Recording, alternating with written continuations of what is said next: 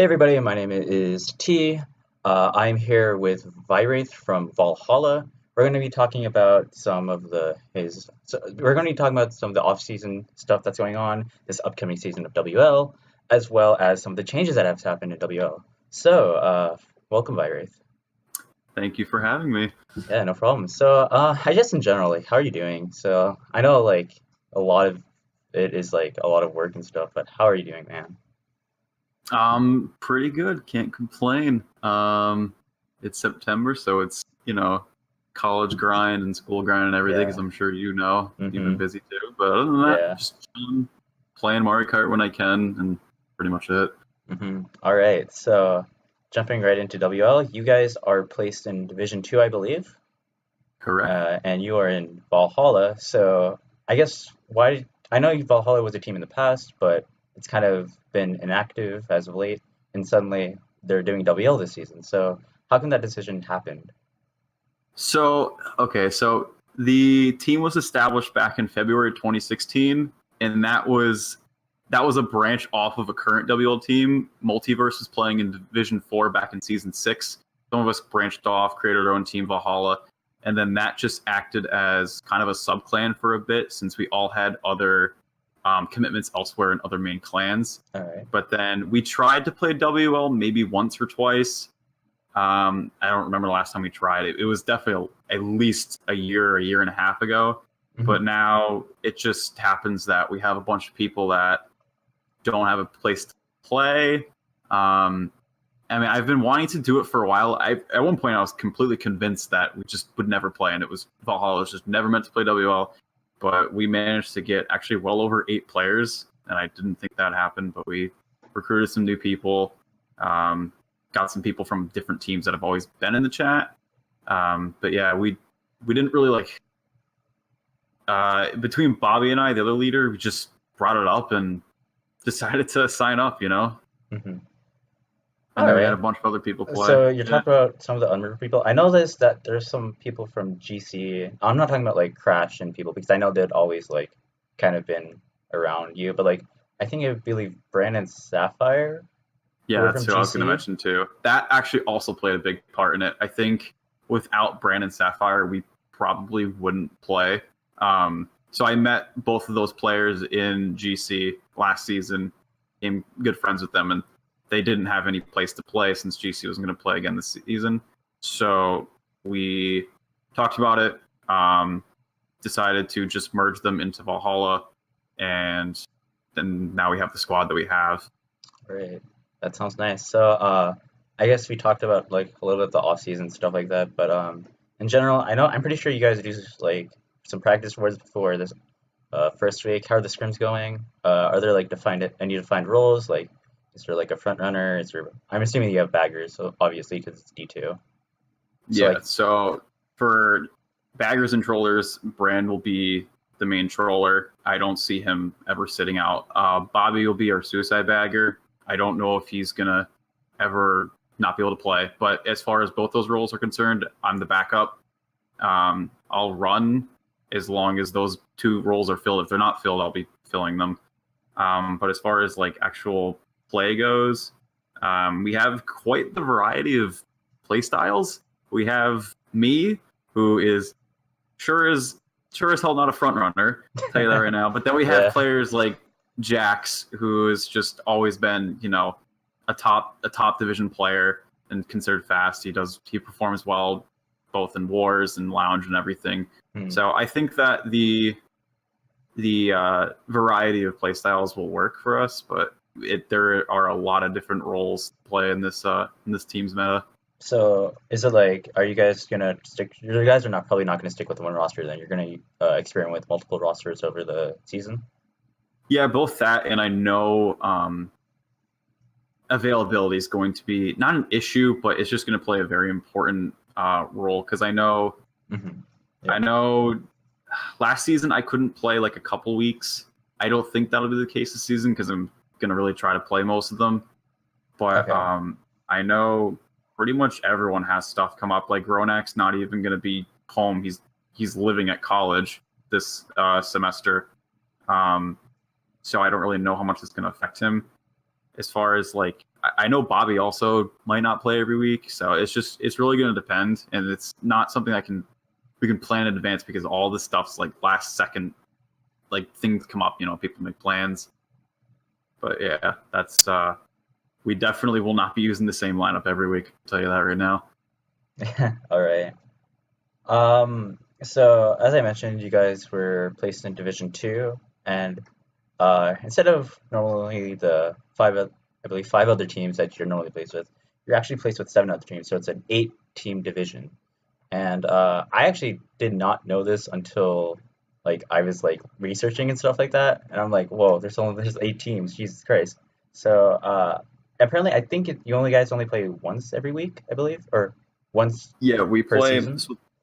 Yeah, we play each team once for a 7-week regular season, and then we go into, I think it's a double elimination bracket. Oh, I might be okay, wrong on okay. that. Yeah, but the season's supposed to be like 11, 12, 13 weeks long, somewhere in that Mm, range. all right. So, I mean, what do you think about it? I don't know about this. I just want to see how it plays out and stuff, but are you excited for this? Are you like, is this kind of like a weird change, I guess? I'm excited for it in the sense that we get to play more teams. As far as like competition goes, in this particular division, I don't think it's going to change anything because I think every team in D2 is capable of winning the division. Whereas like other divisions, I know like D3, there's been talk of like huge skill gaps and stuff. Yeah. But like as far as the format goes, I think it's a little bit weird where like you don't get to choose the format against each team. Like you're only playing them once, and it's just so happens however they randomize the schedule. Like I know we don't host the first 2 weeks, and we play Gun and Clan Volo, and we won't get to like pick a format versus them unless we see them in playoffs, and even then I don't really know how it goes. I think higher seed picks, but I Okay. think that's a little bit weird. But I do a lot of this. The big talk was you should be good at both formats, and I do believe in that. So it'll be a good test for us. I'm not really concerned with it because I personally don't have a preference on format. Um, but as far as like playing more and more teams goes, like I'm pretty excited about that. I think it's about time WL had a change, and I think this is a step in the right direction. It's just we're in the middle of a change right now because you can't do all of it at once. But I think the idea to go with 8 teams is a good idea. All right. So, do you have any like thoughts on any particular teams in that division? I believe I don't know what teams. I think you have like Gun. I don't know what ZA is. You said NC Clan ZA Volo. is I'm hesitant to call them HRST, but they have a couple of HRST players. Plus, like I know Myth, who's a strong player, is playing there as well. Apollo, I think it's like Apollo's team or something. Okay. And for like a bagger, they have I think Job, who apparently I don't know how long he's been bagging, but I know he's like stepped up recently. I think he bagged for Mock that one season, and he did pretty well. But it's basically like for Mine or mine. I never know which one. So it's Yeah. that guy, Deco, and one other player that I forget who's Japanese. That was from the HRST squad. So, you guys have is it CV, Clan Volo, Final Stand, LS, Longshangs, Gun, whatever Team Pool is. I actually have no idea what that is. Um, UT2, Ball, NZA. okay, so Pool is basically an FGT reincarnation with the addition of Cobra, I'd say, and then I think they have Mido bagging. Oh, Um, Cobra's playing. yeah, Cobra got unbanned the other day, Oh, which really? was Dang. nice to see that happen. Yeah, Yeah, so that'll help them, you that's been know. helped tremendously, actually. Yeah, I was hearing that, oh, if Cobra didn't get unbanned, it's going to be a very hard season for Pool. That's what I heard from like some people and yeah, I who I don't talked think. to. Yeah, I mean they only have like I think they actually have 8 players registered. I don't think they have more than 8. So they definitely Yeah. needed him. hmm Yeah. Do you have like any predictions on where you will finish or like just the general overall division? um, I know it's very I'd close. It's a say very like close division. yeah, I think we'll place well as long as we play well because I think every team in the division is the is a threat. I don't think there's anyone that I can think of off the top of my head and immediately go, that team's getting 8th place or not making playoffs. I think everyone has a pretty good chance of making the top 6 advances or something. And then like, So, yeah. yeah. But teams I have been looking at, definitely Pool. They have a very promising roster of all, because I think they've been pretty active outside of like they've been doing a lot of scrimmages. They have Sky Heat, who is, I think, he probably the most. I think he'll MVP the division. Personally, he's a very good player. I know that ZA team. I don't know how that's going to work because they have 3 Japanese players who I think they should use every week if they can. And then they're going to have an extra runner who's not Japanese. And then they're going to have a bagger who's also not Japanese. So I don't know how communication's going to go with that. But as far as like individual skill goes, they're definitely a good team. I know Gun has probably arguably the best chemistry, excuse me, in the division. They've been playing together for a really long time. Long Schlongs also has people who've been playing together since like his Ultimate days back in 2014 before shutdown. There's just and like UT2, Untouchable people have been playing together forever. Yeah. So it's a lot of promising teams in this division. It's just going to come down to who plays better, I think. What do you think?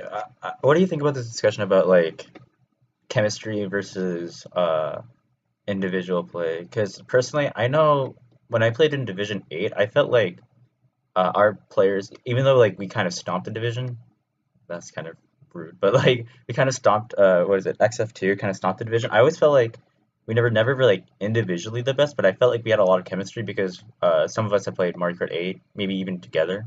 So I don't know, but like, and again, individual skill means a lot, especially in higher division as well. So what are your thoughts on like individual play versus chemistry? The general trend, like people have been preaching, the lower the division, the more powerful your OP players are. But I mean, there are so many cases where that wasn't, that didn't happen. It just really depends. I personally value chemistry way more than, a hard carry. But I mean, I remember one season, I mean, we had like Corito and like Energy Tom and D8, and I'm pretty sure neither of those teams ended up winning the division. But they still did well. It's just, I don't know. Like, Yeah. But I know the trend, like everyone thinks that in the lower divisions, well, maybe not everyone, I'm not going to speak for everyone, obviously, but I think a lot of people think that, the lower division, the more powerful your OP players are. And that's because, there's going to be players who just flat out don't belong there. Yeah. But it happens. As far as like Division 2 is concerned, I think chemistry will play a very important role because a lot of the teams have been playing together for so long. Yeah. And I mean, that's common as you get up to the higher divisions, Yeah. But yeah, that's pretty much my general thought on that. All right. So, and other news in WL changes, I believe CTWL. I know you're not into CTW or CTs in general, but CTWL has a huge change about. I think what they're doing is they're randomizing, I believe, 20 tracks every week, and there's been a lot of mixed responses. Some people really like it; they think it's very diverse. You get to see the different tracks, and it kind of encourages track diversity. While other teams feel like it's not good because I believe it, again, more practice within each track, and sometimes the track quality might not be the best. But yeah, what do you think about the whole CTWL thing? I guess. So yeah, quick disclaimer: like I played one season of CTWL, I think, and I bagged in like the lowest division, so I know like nothing about CTs at all. But coming from someone who is an outsider in the CT, like outsider from the CT community looking in on it, I know a lot of people have said that the top tier players are top tier, not only because of this, but because they know more tracks. I mean, there's a lot of tracks. It makes sense if you think about it. Yeah, they've been playing for like a long time. This will help eliminate that a bit. I don't think it's going to change who's at the top. I think the teams that have, been D1, all however many seasons of CTW we've had, will still be D1. But I think this is definitely a healthy change. It probably will motivate players to get into CTs more, because I think the number one thing that keeps players, especially like I can feel it too, that keeps them away from getting into the community is there's just so many tracks to learn. And a lot of people, and we've seen more and more people like treat WL as like, I just want to play once a week and that's it. So it's tough. And I know I was in that Chrome's Hideout chat and stuff last season. I saw a brief comment about like, Mr. Bean and stuff was like updating custom tracks like mid season. So it's like tough, when the track pool changes mid season. Mm-hmm. But Like, if you're not ready for it, but if you're ready for it, like you get a warning like this. What they're doing now, I think that's a good change. I remember it's kind of like a huge thing. I remember it's actually kind of interesting because I remember in League of Legends there was this huge commotion about patch changes during the middle of the competitive split, and people are like, it's really hard to like have these. I remember especially there's this huge this season there's this huge change where like the bot meta normally it was dominated by ADCs, but all of a sudden mages were like one of the best in the like mages like were considered really dominant at the time, and a lot of people couldn't adapt to it, so they either like didn't adapt to it, and there was like a huge like commotion about it. So it's kind of similar in that way. I know it's like a little bit of a smaller change, but like I feel like these track selections and like the addition of tracks and especially the removal of tracks are very I guess interesting in that aspect. No, that's a good way to put it. Yeah. Yeah, I always feel like it's like I feel like it's a lot about like I don't think it's that much of a change of meta, but like I feel like if tracks like that are new, I think people, especially if tracks that are new, that people will test around and see, oh, this is a good track for us. We'll use it in this spot. Do you know like how they work the announcements of what tracks are going to be played each week? Do they like when do they announce them? I believe they announced them like at the beginning of each week. That's So probably like good. yeah, so like I guess it gives teams to practice the tracks and whatnot. Yeah. Yeah. Anyways, I guess one last question. You have this very, very nice logo that you provided me. Uh, so I noticed that you do a lot of graphics work. I think you do some for WL. You used to do some for MK Cinema. Uh, I just like talk about like what are your thoughts on like what like how do you like graphics and stuff like that? I know that's actually something you work on a bit. I remember. Yeah. So haven't really done anything for WL. I've been on the staff for the longest time, but apologies to Rush, but like just not enough time. And that's because I go to school for graphic design. I got my AAS in media arts this last spring. Nice. I'm going for my bachelor's right now. Yeah. Definitely enjoy it. Yeah. If I'm going into it, I'd hope so. I do enjoy like the mascot logo design and everything, like the Valhalla one. Like you and I had the Enigma logo last fall. I've always wanted to like create the banners for like the WL awards and stuff, but every time they're like, "All right, post your concepts," and like, I'm doing my own stuff, But yeah, it's fun. Yeah. I always really like your Definitely. work. I really like your work. It's very, very fun and it's like really, really good. I'm actually very impressed by it. Thank you. Yeah. Appreciate All it. right. I think that's it for now. If you want to watch more, I'm actually going to be uploading interviews every I'm going to be uploading this one I believe on Friday. Or no, not Friday. Today's Friday. I'm going to be uploading this one on I think Saturday night, I believe. And then I'm actually going to do more interviews coming up. So yeah, please stick around. All right, thank you.